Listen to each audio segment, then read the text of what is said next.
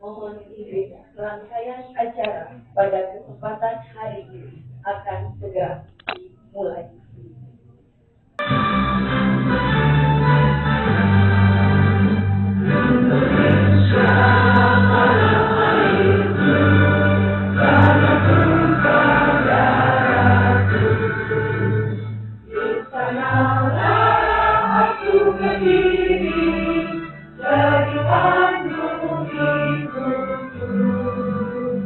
Indonesia berbangsaku, bangsa dan tanah airku. Marilah kita berseru, Indonesia bersatu. Allahumma nawwir fikrana wa qulubana bi nuri hidayatika kama nawwarta al-ardha bi nuri syamsi wa qamari abadan. Rabbana zidna ilma warzuqna fahma wa sholihin.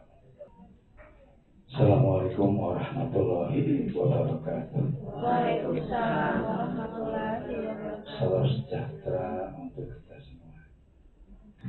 Bismillahirrahmanirrahim. Assalamualaikum warahmatullahi wabarakatuh. Waalaikumsalam warahmatullahi wabarakatuh. Bismillahirrahmanirrahim. Assalamualaikum warahmatullahi wabarakatuh. Waalaikumsalam warahmatullahi wabarakatuh. Sama-sama kegiatan hari ini kita buka dengan membaca basmalah bersama-sama ya Bapak Ibu sekalian ya. Bismillahirrahmanirrahim. Mohon maaf apabila ada kekurangan dan kesalahan. Saya akhiri. Wassalamualaikum warahmatullahi wabarakatuh. Waalaikumsalam warahmatullahi wabarakatuh.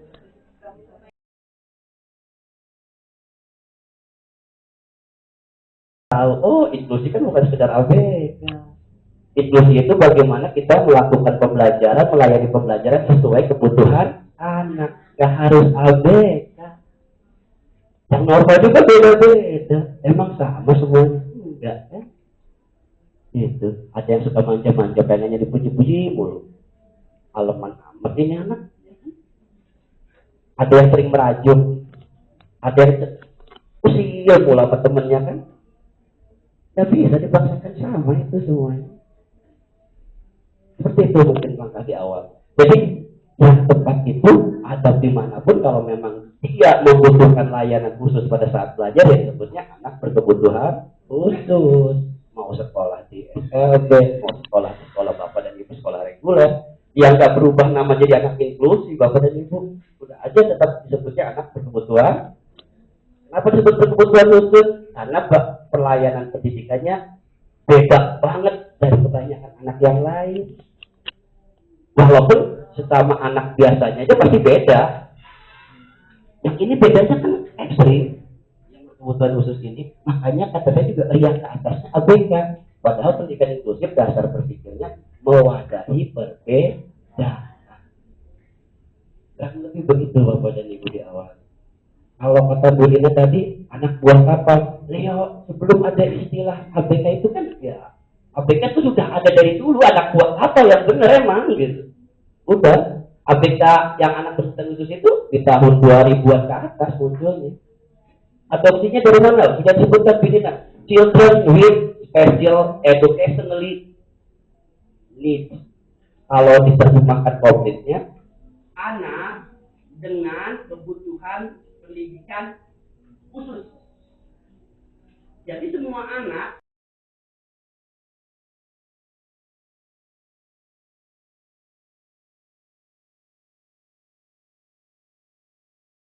Kalau CB dengan satu tangan isyarat abjadnya, kalau Bisido dengan dua tangan. Ya, nanti kita latihan pelan-pelan ya Bapak Ibu. Ya, kalau cukup dua-duanya, kalau tidak cukup satu dulu. Ya. Nah, ini kita mulai bareng-bareng aja ya Bapak Ibu ya.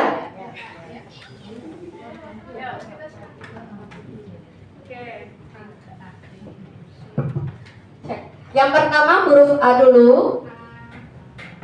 A-nya jempolnya sebelah kiri ya Bapak Ibu ya. Ya, A. Oh ya, jempolnya ke arah kiri. A, B, ya, B, C, D, E. E-nya jempolnya di bawah jari-jari. E, bukan gini ya Bapak Ibu ya, gini ya. E, ya, F,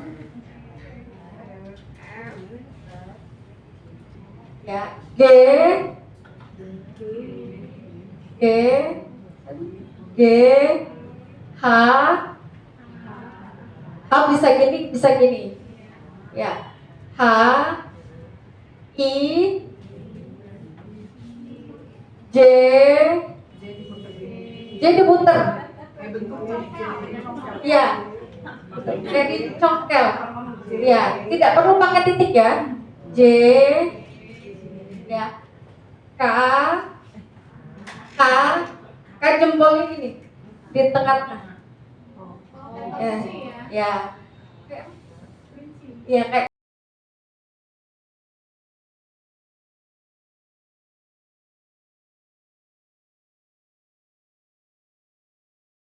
antara praktek yang kami terima sebagai seorang dosen di perguruan tinggi yang menghasilkan tenaga-tenaga guru pendidikan khusus, karena kami kan melahirkan guru-guru pendidikan khusus. Nah, kemudian di sisi lain saya harus berhadapan dengan teman-teman Bapak dan Ibu guru yang mungkin banyak berkecimpung ya dengan anak-anak ABK, anak-anak berkebutuhan khusus, bukan anak buah kapal. ABK itu anak-anak berkebutuhan khusus, atau bahasa Inggrisnya Children with Special Educational Need, anak-anak berkebutuhan pendidikan khusus. Nah, ternyata banyak gitu kelompok itu. Kalau di Indonesia mungkin ada istilah penyandang disabilitas. Nanti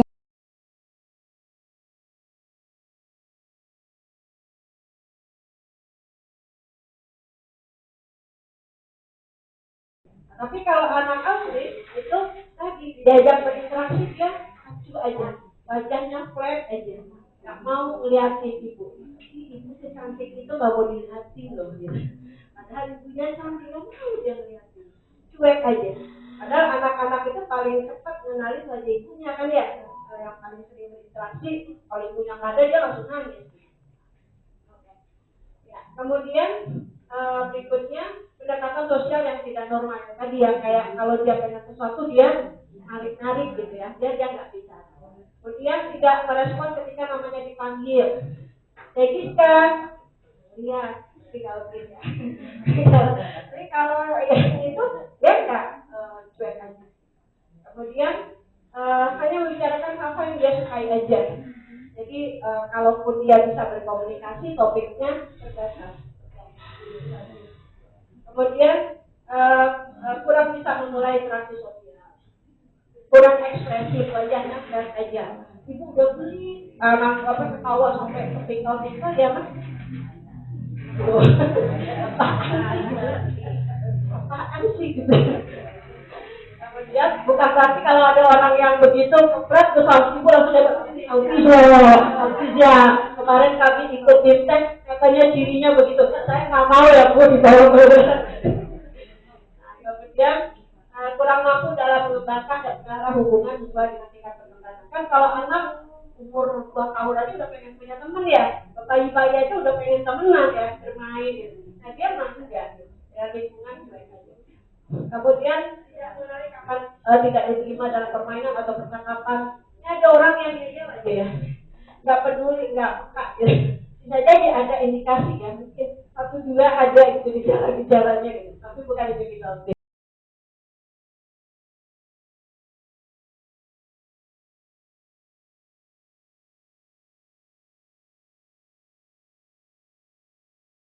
Setelah pelatihan 2 hari selesai sampai dengan akhir tahun lah gitu ya, Bapak Ibu masih boleh seandainya ada masalah gitu ya, komunikasi ke kami. Jika diperlukan kami juga bisa hadir ke sekolah. Jangan berkunjung gitu kan di Bekasi cuma soalnya ya, bukan di Tulung Agung kan, bukan Bekasi masih kan kami kebetulan tinggalnya di Bekasi, masih mungkin untuk datang bersilaturahim ya ke sekolah Ibu untuk ngobrol lebih teknis, terutama kepada sekolah-sekolah yang sudah memiliki anak berkebutuhan khusus. Karena biasanya pelatihan ini kan tidak seluruh sekolah memiliki ya, tapi tetap juga harus mendapatkan wawasan. Nah, bagi yang memiliki kemudian butuh ada pendampingan yang lebih teknis, kemudian nanti insya Allah nanti kami bisa jadi komunikasi dengan via WA dan juga telepon atau mungkin sesekali harus datang, tidak apa-apa. Insya Allah kita sepakati gitu kan waktunya untuk nah itu hal pertama yang perlu kami sampaikan. Sehingga di dalam program kami memang tertulis itu setelah pelatihan itu juga ada proses pendampingan, termasuk mungkin kita bikin grup WA alumni dari ini sehingga ada kontak ya, jika ada masalah bisa disampaikan di grup sehingga nanti yang lain juga mungkin punya pengalaman bisa juga berbagi bertanya, bisa juga saling menjawab di grup itu. Nah, itu kurang lebih sebagai lanjut dari pelatihan kita dan itulah bagian dari program kita. Begitu Pak Ibu ya.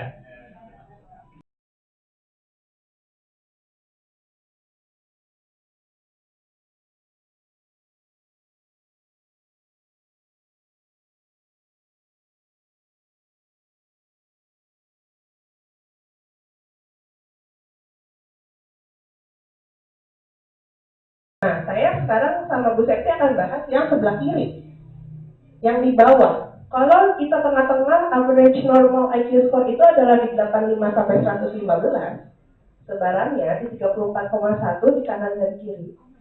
Ke sebelah sana itu adalah anak gifted. Ke sebelah sini, kalau 70 sampai 85, itu biasa disebut dengan borderline mentally retarded. Atau kita bisa sebut dengan slow IQ-nya di 71 sampai 84. Oke, mundur lagi ke sebelah sini. Tentang IQ 70 sampai 55 itu termasuk ke dalam hambatan intelektual ringan. Kemudian tentang IQ 54 sampai 35 itu hambatan intelektual sedang. Dan hambatan intelektual berat itu 34 sampai 20. Dan sangat berat itu IQ-nya di bawah 20. Ya. Berarti secara kognitif saja sudah di bawah rata-rata. Oke. Sekarang kita masuk ke pengertian anak slow learner menurut beberapa pandangan ahli yang sudah saya rangkum menjadi sebuah slide di sini. Oke, jadi pada akhirnya adalah anak slow learner merupakan anak-anak yang memiliki kemampuan IQ intelektual di bawah rata-rata, tapi belum sampai yang jadi di tengah-tengah nih Bu.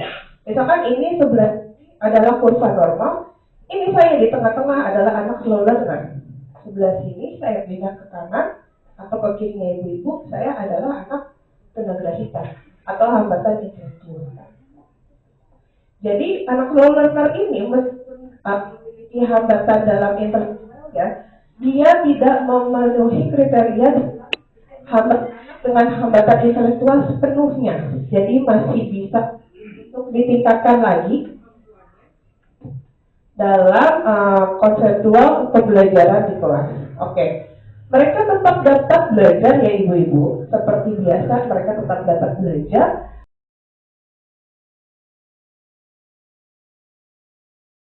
Ya. Makanya pembelajaran untuk anak tunagrahita itu wajib ada kolaborasi dengan orang tua Bu. Di sekolah, anak diajarkan untuk misalnya merapihkan baju, misalnya ya. Seperti ini loh cara merapikan bajunya atau mengenakan baju. Di rumah juga harus kayak gitu ya, Ibu. Karena misalnya kalau kita memberikan pembelajaran yang berbeda antara sekolah dan rumah, anak nggak bisa. Ya sama sebetulnya seperti di anak normal ya, tapi kalau ini lebih spesifik ya. Oke, stimulasi belajar ya. Kalau stimulasi belajar mungkin di sini ya itu Bu, lebih kepada konsistensi, terus kalau secara akademik sudah maksimal mungkin kita bisa dimaksimalkan di bidang yang lain, misalnya di activity daily behavior. Oke, ini komplikasi kelahiran sudah ya, tadi sudah dijelaskan, dan metode pengajaran. Nah, kalau metode pengajaran juga memang harus disesuaikan dengan kemampuan anak, yaitu dengan benda konkret. Gak bisa, pokoknya untuk tunagrahita itu gak bisa abstrak. Mau ibu berulang kali melatihkan tapi itu abstrak, tetap anak gak akan bisa. Harus butuh-butuh yang konkret. Kayak misalnya kita mengajarkan toilet training sama anak, ya. Misalnya kita kan tidak menutup kemungkinan ada anak SD nih, pipisnya itu di mana? Wah, ya, ternyata dia tunagrahita, Bu. Kita ketika mengajarkan toilet training di ruang guru, bisa ke rumah nanti dia pipis juga di ruang tamu, bisa seperti itu, Bu. Ya, makanya ketika mengajarkan anak tunagrahita toilet training, bawa ke kamar mandi. Nanti akan terbiasa ketika berarti ketika saya pipis saya harus perginya ke kamar mandi. Ya, oke, makanya memang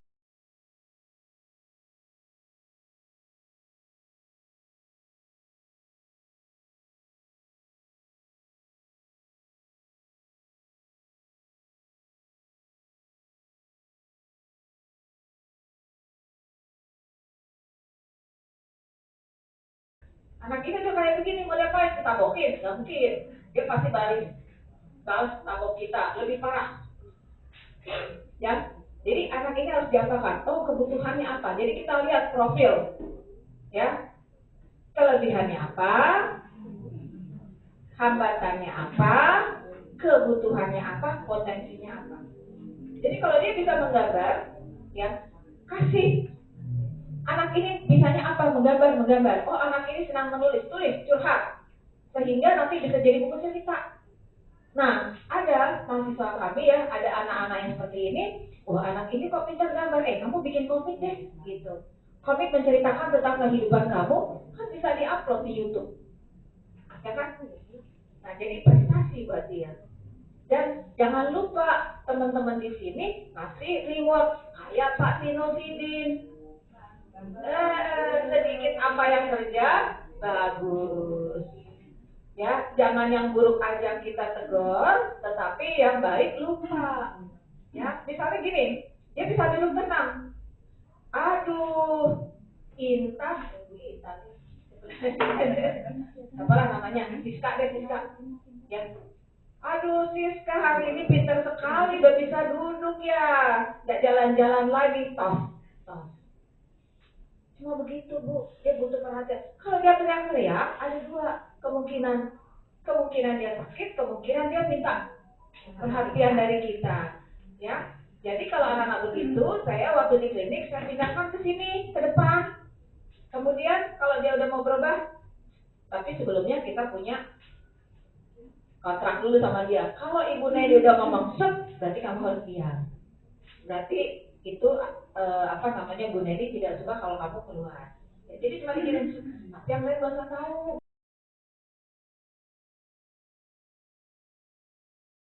Secara umum terlebih dahulu. Untuk diseleksi ya, kesulitan membaca itu banyak banget sebenarnya ibu-ibu. Contohnya ataupun kejadiannya. Pertama terkait omisi, kehilangan kata. Mungkin ibu bapak sekalian pernah menemukan tiba-tiba anak itu saat diminta membaca namanya ada satu huruf yang hilang gitu atau tidak jelas, itu salah satunya. Kemudian penyisipan kata, ada tambahan huruf yang tidak seharusnya masuk. Kemudian mispronunciation atau perubahan kata, kalimatnya itu asal tebak gitu. Misal gambarnya adalah apel gitu ya, gambarnya apel, tulisannya apel, tapi yang dia ini apa itu, harapan kita adalah apel, tapi yang dia maksud adalah merah, misal apel merah, itu bisa. Kemudian pengucapan kata yang salah, jadi pengucapan itu bukan cuma salah diucapkan, tapi maknanya juga berbeda. Dan selanjutnya pengucapan kata dengan bantuan guru, biasanya kalau di kelas didikte gitu ya. Nah itu kan ada tipe anak yang harus didikte sama gurunya dulu, baru dia paham nulis apa. Kemudian ada juga pengulangan, pembalikan huruf, itu kayak nggak bisa membedakan huruf yang dengan pola yang sama, misal G, Q, B, D, dan sebagainya. Kemudian ragu-ragu, tersendat, kurang perhatian, dan pembetulan sendiri. Jadi dia ngotot gitu ya, itu bacanya kayak gini gitu. Kemudian dari disleksia itu ada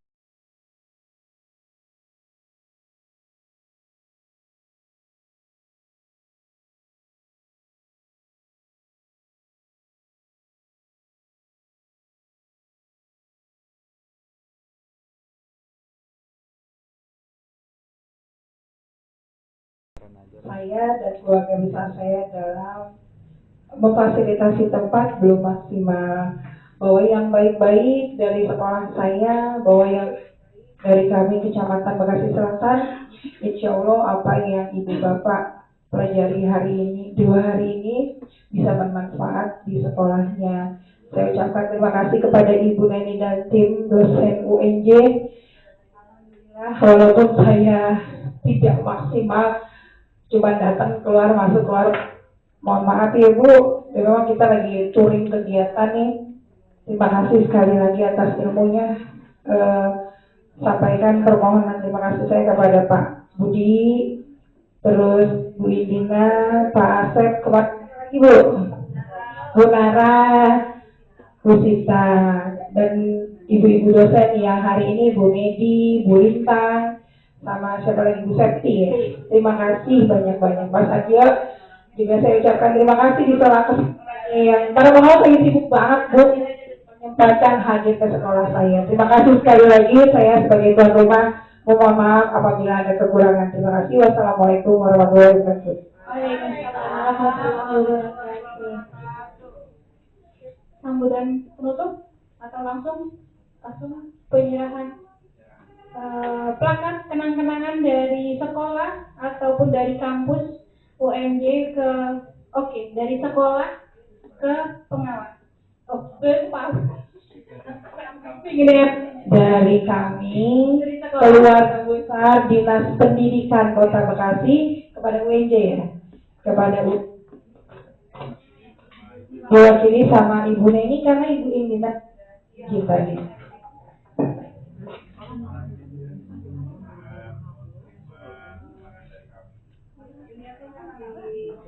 Terima kasih Dinas Pendidikan Kota Bekasi yang telah mensupport kegiatan kami. Secara perizinan juga sangat mudah.